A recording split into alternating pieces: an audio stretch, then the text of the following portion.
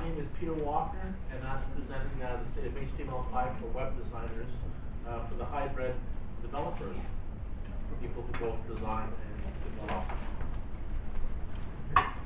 Today will be the continuation of WordPress and mobile, basically making your WordPress installation, your client's WordPress installation act like a web app.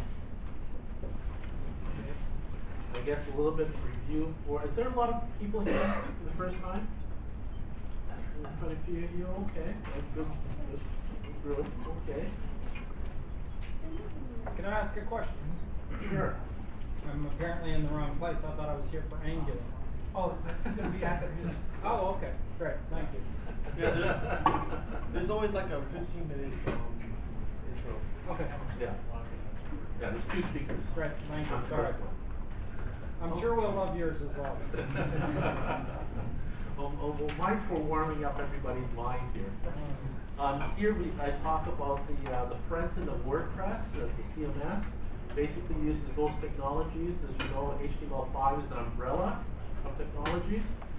So front end is HTML5, CSS3, and JavaScript. Usually jQuery. And there's a lot of frameworks that are in.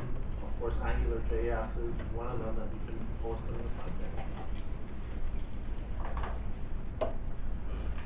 Basically, when you're using it as a web app, use adaptive design. There's a difference between responsive design and adaptive design. Basically, adaptive design, the design takes a look at the device, like a smartphone, and the design adjusts to the device.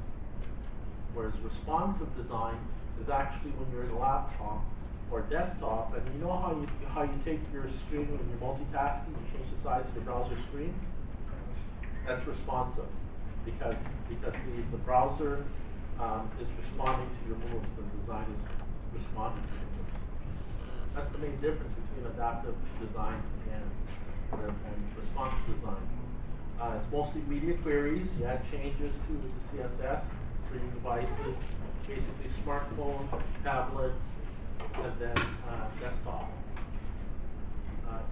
You put those media queries into the head of a static HTML document, or basically, I like using the .css page. Just makes things a heck of a lot easier. That's a basic section of a WordPress page. Basically, everything is wrapped in PHP. You can also have HTML5 and JavaScript within PHP.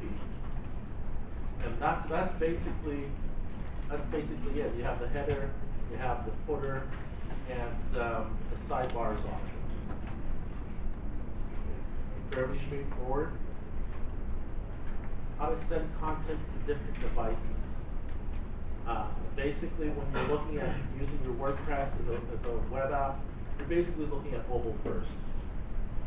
Don't bother with desktop. But just go with mobile first. Go from the smallest to the largest, and you really have to think of the UI and the UX experience. And now WordPress is the back end of the WordPress. Everybody very familiar with the AMP setup? A lot of you guys have your AMP setup. You have your flavor, whether it's Linux or Windows or Mac. It's all the same. You have to have your server in. The last time that we met for the web app, we had looked at 3 plugins. Basically, they're like 800-pound gorilla plugins, because if you have a client that wants a web app in WordPress, they'll usually be an SMB, small medium business, or a solopreneur, and they'll want, of course, PayPal, because they want it for cash flow, Google Maps, so they can find them, and Facebook Connect, the social media. The example I usually use is a restaurant. Restaurants have a tendency to jump on technology, especially when it comes to building you found. And when I opened up my family restaurant on Midway Road in Madison, there were 925,000 unique establishments in the United States. So made a pretty good market for web development, social media, etc. The ones we didn't cover, we didn't cover the online bookings, the event, the vacation planning, and adding content to a website. Well, today we'll be looking at basically one app. This app is called Events Manager. Events Manager is not just a plugin, it seems to be a mashup plugin. Is everybody familiar with the term mashup? Yeah? Okay, mashup is like a combination of events. So in this particular one, if you can read this, it says you can take payments like PayPal for your bookings. So if you have an event, I guess we can use Meetup as an example, or if you have an event at a restaurant, or you're having family reunion, or some type of event, you have PayPal. And in this example here, it's Neil Young tickets. You also have the event manager, and then the other side you have locations and venues and calendars. Now, of course, the calendars in this particular plugin are Ajax powered.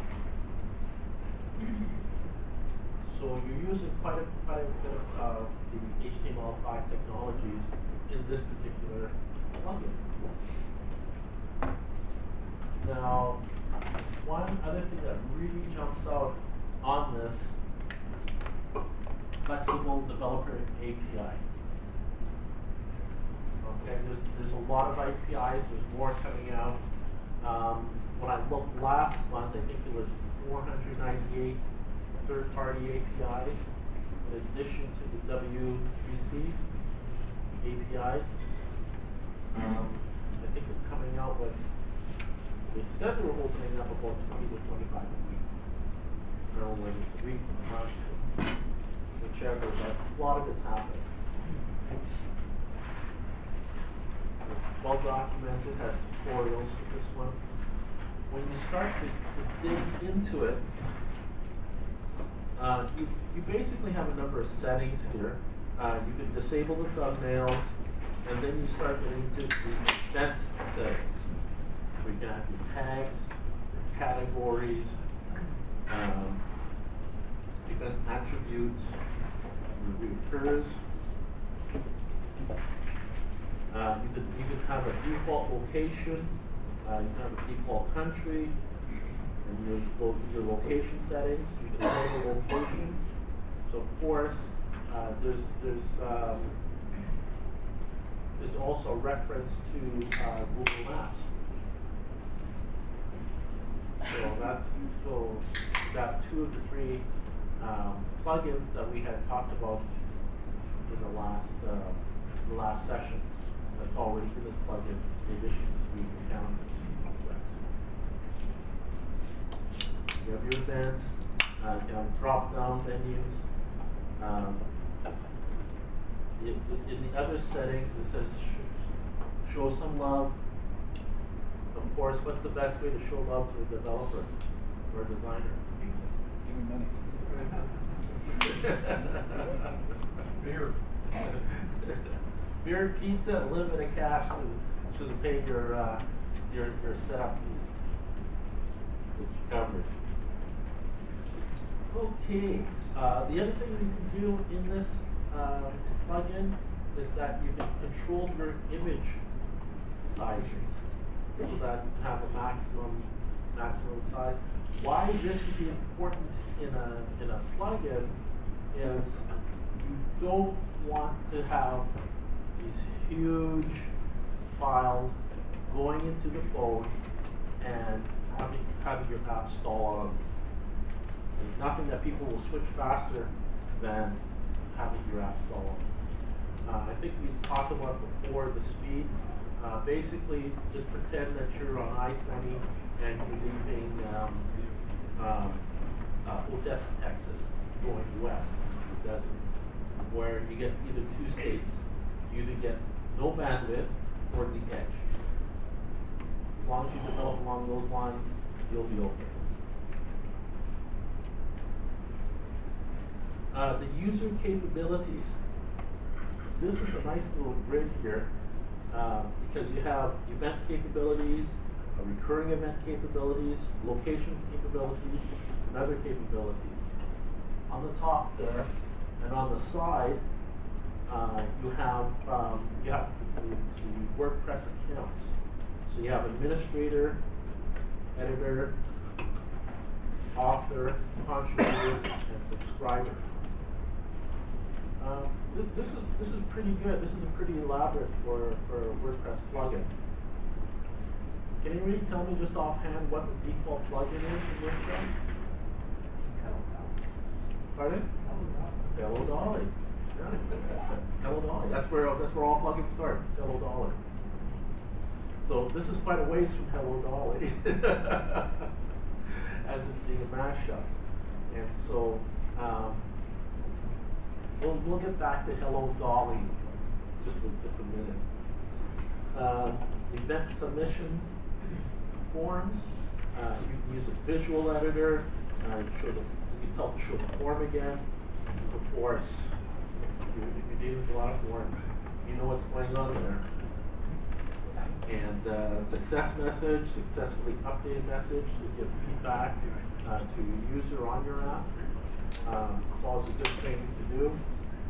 Whether it's you're doing it for events, or you're doing it for a squeeze page, or you're doing it for what's the other page? I think the analogy, I heard an analogy yesterday on how they have the pages. You have your bait, then you have your cage when you do your deal, and then you release them out to the wild. And your success page is usually when you release them out to the wild. Anonymous event submissions. While you might want to do this, if it's a private app, private in quotation marks, small group, you wouldn't want to do it with general public. There's too many people out there who have bad intentions. Yes, the default user, success message. Now you get into the more advanced stage, the performance optimization. This is in beta, and of course it says here, warning, this is for advanced users. You should know what you're doing here, or things will not work properly. Well, I have confidence in everybody in this room that they don't have to worry about that, because you're getting into the JavaScript files. Whether and it says here they recommend that you use the Google library, which most of you are probably already familiar with, so you really have nothing to worry about. The CSS files, control that, and you can also control your thumbnails. And more advanced tools, you could use a version of this developmental version. It's the same as using a development browser, basically. But in this case, it's with a plugin in your WordPress. And you can all then uninstall and reset. Application programming interface. I have a couple of definitions here. You guys are probably familiar with them. A set of rules that let you use data from another service to your site or app. So in this case, it's a WordPress plugin. And the other one from Wikipedia is more of a software perspective. And so when you're doing your native mobile app. But then again, you can use it as a web app too.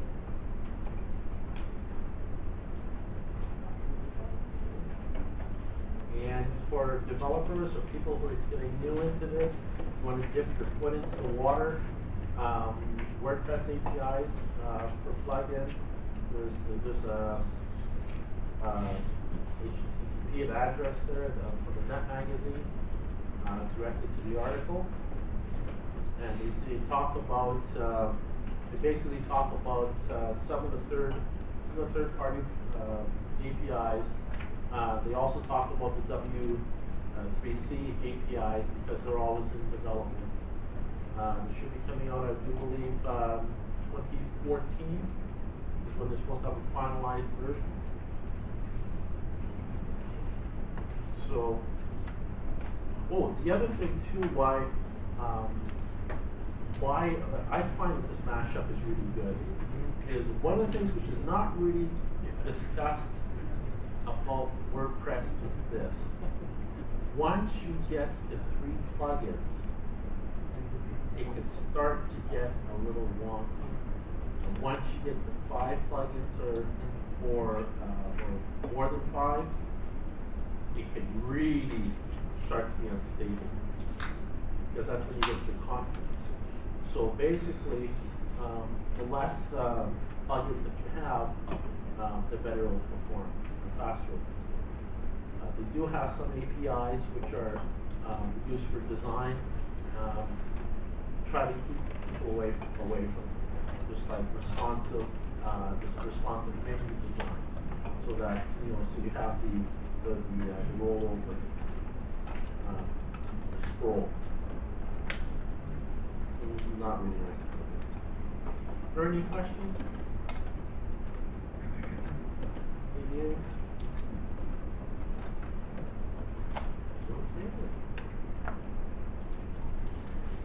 next meetup. This spot is open to anybody who would like to present to the group. You can just talk to Sanjay. And if you have any projects or just a little something that you want to present, for 10-15 minutes. I know that if you're working on something and you're doing, you want to go to Kickstarter, it's a great place to present and get feedback. Okay, and that's it. Here's my contact information. Thank you.